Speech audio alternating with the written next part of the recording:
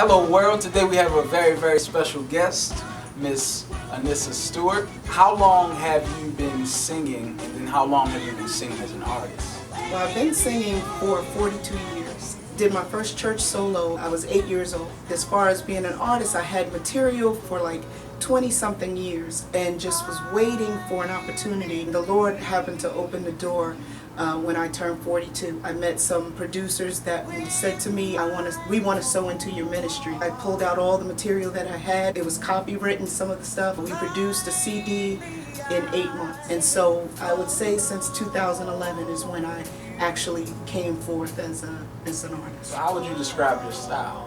I call myself a combination gospel artist because I like to do a little bit of everything. I like to do worship, that's my favorite, but I also have on my project, I have quartet, I have a little bit of contemporary, I have worship, and so I like to do a little bit of all of it. So I can tell that you're already by conversation, that you are a very strong woman of God. You know, you could have been a secular artist, you know, you could have done R&B, jazz, whatever. What made you say, I'm going to do gospel? God saved me when I was 9 years old.